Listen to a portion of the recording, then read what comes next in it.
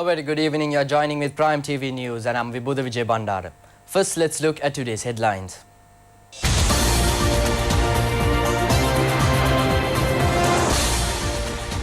President says that the responsibility of environmental conservation cannot be overlooked.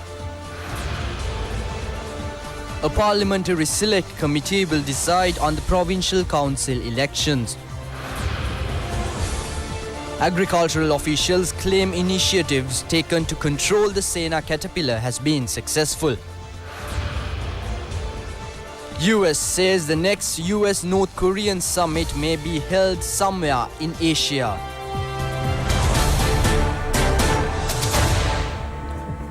And now for the news in detail. President Maithripala Sirisena has said that today the responsibility of environmental conservation cannot be overlooked. The President made this observation addressing a ceremony organized to present presidential medals for environmental pilots. The presentation of presidential medals for environment pilots was held at the President's house in Colombo yesterday. It was organized for the 8th occasion. 40 schools and 93 environment pilots were awarded medals. The aim of this program is to build an environment-sensitive future generation, directing students practically to the environment conservation process, imparting to them environment education through school education. Priority has been given to the environmental pilot program within the board process of building a blue-green era future in Sri Lanka, presented by President Maithripala Sirisena as Environment Minister. This 5-year plan target is to transform 4 million school children as environmentally friendly citizens. Noteworthy is the granting of 4 marks separately for extracurricular activities in university admission for an environmental pilot. Noteworthy is the granting of 4 marks separately for extracurricular activities in university admission for an environment pilot feted with presidential medals. The President pointed out to the officials concerned that this program should be actively activated from this year onwards to make the students aware of the environment without using knowledge of the environment limited only to books. The President said that the world was changing rapidly along with the development of physical resources. Accordingly, mega cement concrete town flourished. He said that the forest density in Sri Lanka was 28%. A program has been started to increase this figure to 32%. 1 to 5% of the forest density was decreasing yearly. If so, this 28% will decrease rapidly. As such, the President added that the children should be encouraged to environmental conservation. The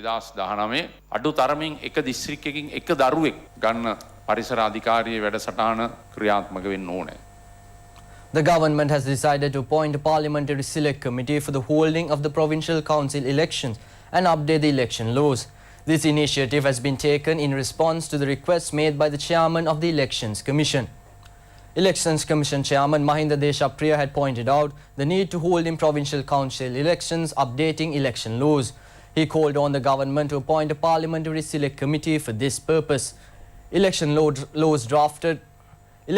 drafts formulated by the Law Department and approved by the Cabinet of Ministers had to be updated. The Elections Commission also pointed out the need to introducing new elections regulations. The elections chief had made a request from the leader of the House, Minister Lakshman Kiriyalla, that the parliamentary select committee should be appointed under 13 specific issues. Actions was initiated to take up this request for discussions at the party leaders' meeting held under the patronage of Speaker Karu Jayasuriya. Minister Lakshman Kiriyalla took action to seek the opinion of Prime Minister Ranil Wickremesinghe on the requests made by the Elections Commission chairman. After exchanging views of all factions, the government decided to appoint a parliamentary select committee reused by Elections Chief Mahinda Deshapriya. Agricultural officials have said that the initiatives taken to control the Sena caterpillar have been successful. They pointed out that it had been successful in controlling the Sena caterpillar on many farmlands. The Department of Agriculture has commenced a survey to determine the harm inflicted by the Sena caterpillar. The farmer community had informed the agricultural officials that this caterpillar was spreading on around 500 acres of farmlands in the Nochiagama area in Anuradhapura. Accordingly, agricultural officials in charge of the Mahaweli authority visited these farmlands and examined the cultivations. However, they confirmed this was not a particular type of Sena caterpillar. The residents announced that the fear that surrounded them has accordingly disappeared. Officials of the National Plant Quarantine Authority of the Katunayake Airport and officials of the Department of Agriculture have said the caterpillar recovered from a dairy farm in Maravilla was not that of the Sena species. They made this pronouncement after visiting the dairy farm yesterday itself. Tests were carried out on unidentified seed varieties and parts of plants. The officials said that further inquiries were being pursued after taking the caterpillar found from the farm. Meanwhile, a walk to educate the farmer community on minimizing the harm done by the Sena caterpillar to cultivations was held in the Vavuniya town. It was organized by the Agrarian Services Department and the Vavuniya District Secretariat. The Agricultural Department has begun a survey in Ampara district to look into the damage caused by the Sena caterpillar to maize cultivations. Assistant Agriculture Director of the Agricultural Economic Science of the Department of Agriculture, A.T. Suryarachi, apprised the agricultural officials on the procurement of the related data. A survey on the harvest is due to be carried out after the conduct of a survey of the related areas.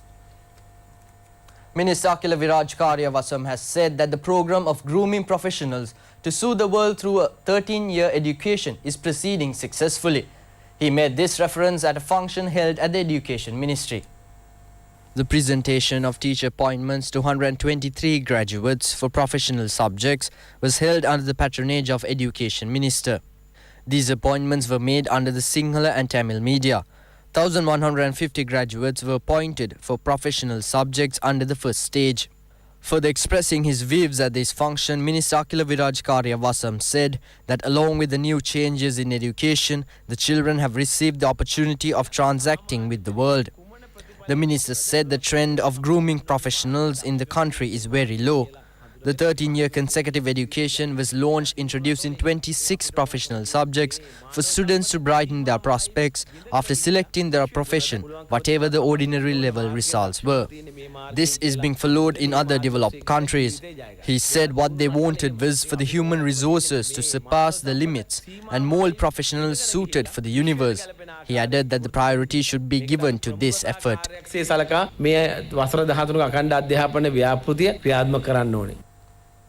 Additional Secretary to the Ministry of Finance and Mass Media and Chairperson of the Independent Television Media Network, Tilaka Jayasundara, has said that the most important decision taken in the local public service after gaining independence was bequeathing the Right to Information Act to the people. She also said that the Audit Act is another special victory achieved by the people of this country. Tilaka Jayasundara was speaking at a function held for the launch of the official website of the Kotte Municipal Council. The Ministry of Finance and Mass Media and the United Nations Development Programme have selected the Kotte Municipal Council as the Right to Information pilot project. Information on the Kotte Municipal Council can be provided to the people through this website. The Additional Secretary pointed out that this new website can discharge a productive and efficient service to the people. Many officials representing various institutions, including the Ministry of Finance and Mass Media, the Kotte Municipal Council and the United Nations Development Programme joined in this occasion.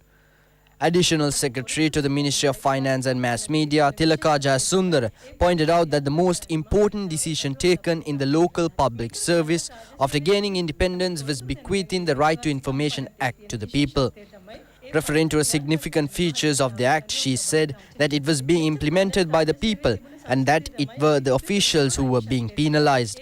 Hither it was thought that the public officials were owners of the information. She added that they are bound to provide information when sought by the public.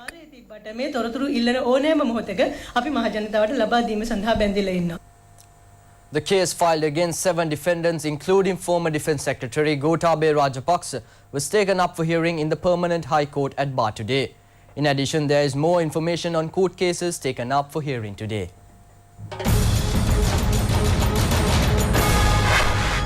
All of them are accused of misusing state funds to the tune of 33.9 million rupees.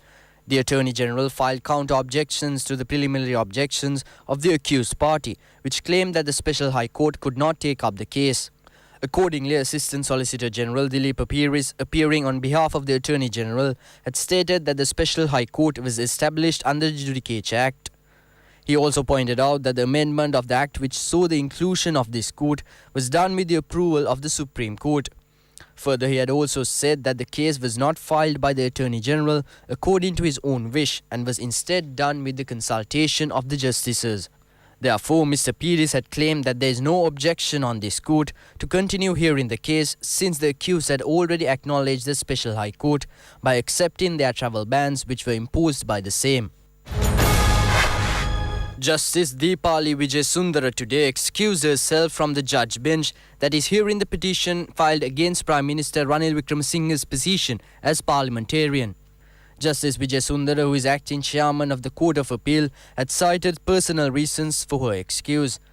Accordingly, it was decided to consider the petition once again tomorrow before a separate judge bench.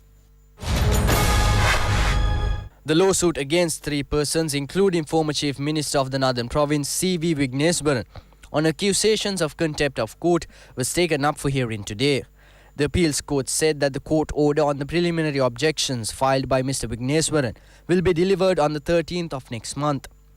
B. Denishwaran, who had served as Minister of the Northern Province, had filed this case against 3 persons, including Mr. Vigneswaran. Action is being taken to enter into a memorandum of understanding with foreign universities for university education and field training.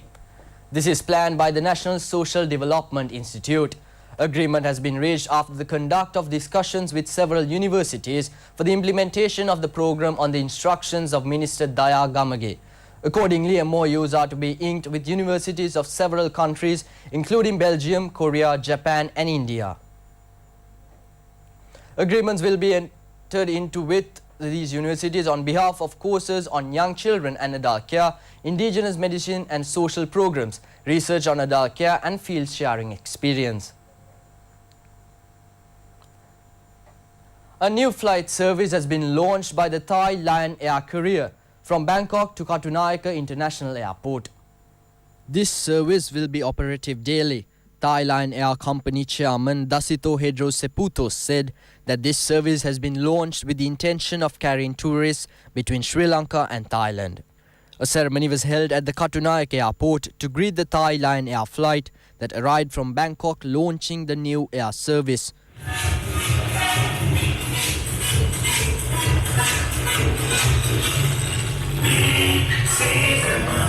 Among those who joined in the occasion was a group including the Thai ambassador in Sri Lanka.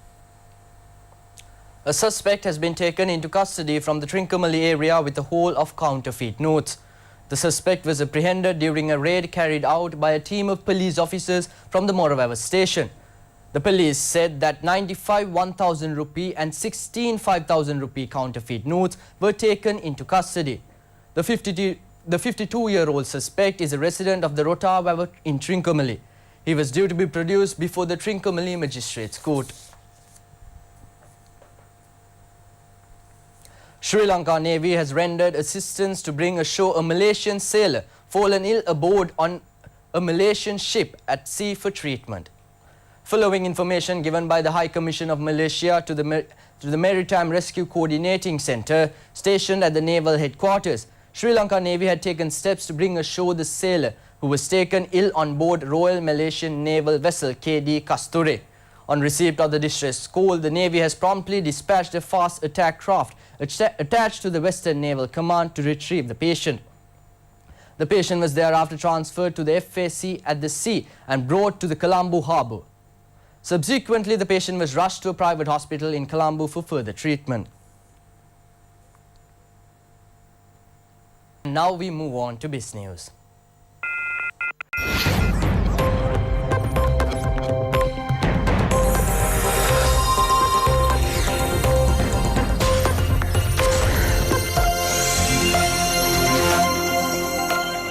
The second International Conference on Social Enterprises and Social Finance was held in Waters Edge, Colombo, with the participation of eminent local and foreign professionals. The conference was supported by the Minister of Industry and Commerce and co-sponsored by the British Council of Sri Lanka. The keynote address was delivered by Governor of Central Bank Dr. Indrajit Kumaraswamy. A social enterprise is recognized as an important business model that applies new commercial strategies to maximize improvements in financial, social, and environmental well-being. In fact, it is a tool for creating positive social impact, promoting social change, and achieving environmental sustainability. Social enterprises contribute in multiple ways to enhance social inclusion while nurturing women and youth with economic empowerment. The government also has the SME National Policy Framework, and through this, the government has set out the policy direction, the challenges to be addressed, and the intervention strategies to be pursued to achieve regionally balanced growth as well as resource efficiency in developing SMEs. These initiatives have so far yielded encouraging outcomes. However, I believe Sri Lanka still has a great deal of untapped potential in developing social enterprises. There is much potential to increase the use of financial services, technology, and business support services in order to promote social enterprises. To achieve this, a more dynamic approach, which entails the combined effort of all stakeholders, including both the state and private entities, while following a cohesive policy framework, is required to match available resources with the needs of this sector. Tristan S., who leads the British Council's work in social enterprise and social impact investment in the Asia-Pacific region, had this to say. The British Council's delighted to partner with Lanka Social Ventures to deliver this conference, two-day conference on social enterprise and social finance.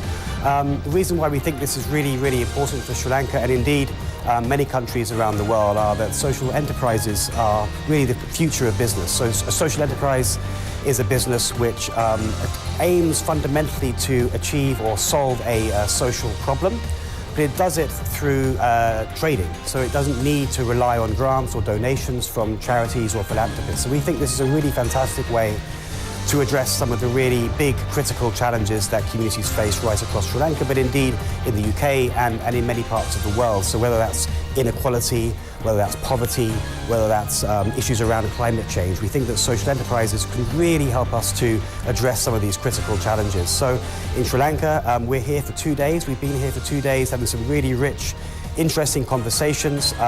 We're really delighted to see the leadership from government, from social enterprise community themselves, from the investment community that are really driving this agenda forward.